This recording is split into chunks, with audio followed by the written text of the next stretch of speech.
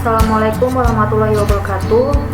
Saya Devina Pitasari Purba, mahasiswa Universitas Muhammadiyah Riau, program studi Teknik Informatika, Fakultas Ilmu Komputer.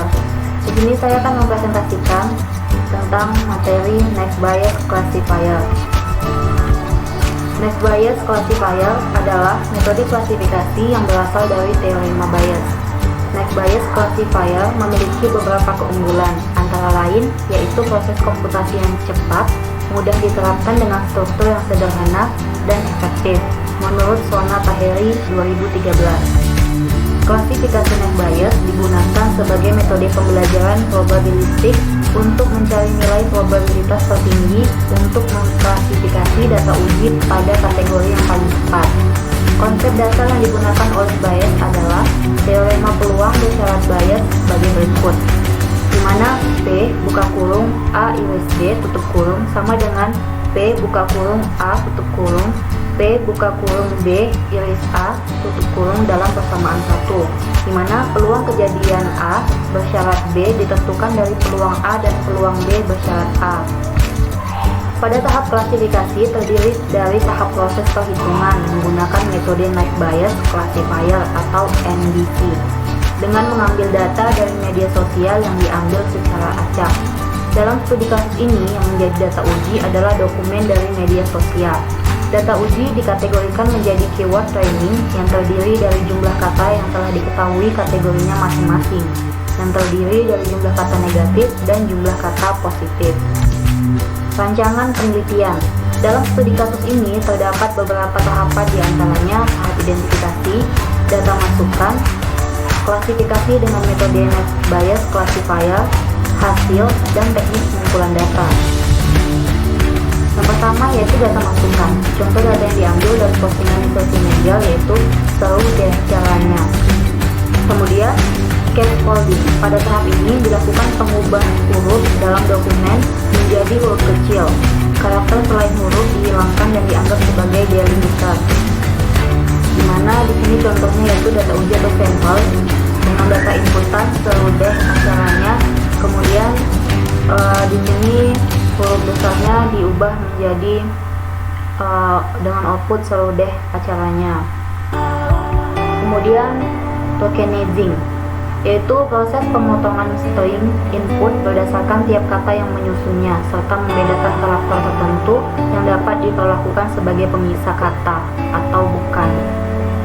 Tahapan ini dilakukan setelah inputan data uji melewati tahap scaffolding.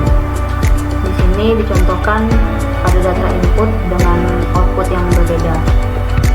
Selanjutnya yaitu training. Pada tahap ini yaitu kata Y, G, dan J, D, maka sistem akan mengecek pada kamus yang berisi ikatan dari kata-kata dasar anomali yang sudah didaftarkan, sehingga semua kata yang tidak terdaftar pada kamus akan diganti ke kata dasar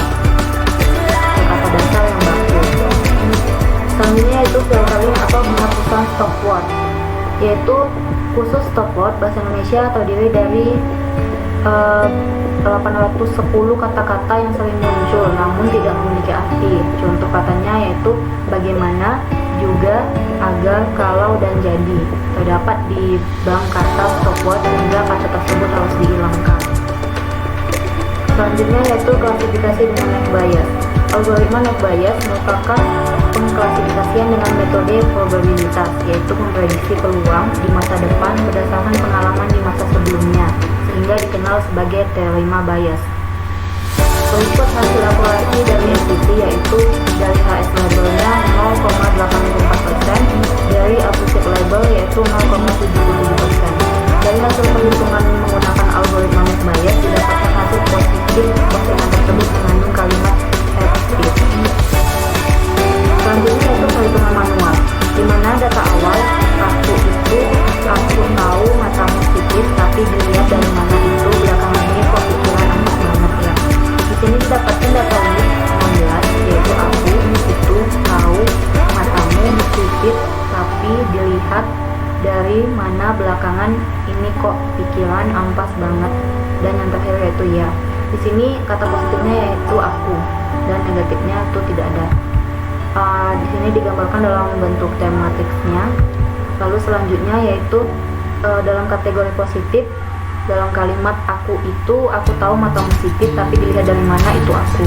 Di sini kalimat positifnya yaitu 1,2 atau sama dengan 0,50 dengan rumus P buka kurung NK iris N tutup kurung sama dengan NK tambah 1 dibagi N tambah vocabulary.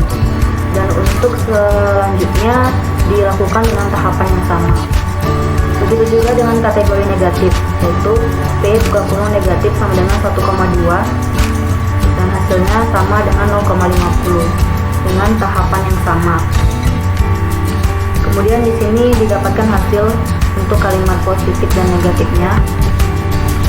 Dan di sini dalam kalimat kedua, yaitu belakangan ini kok pikiran ampas banget ya, dalam kategori negatif sama dengan 1,2 yang hasilnya adalah 0,50.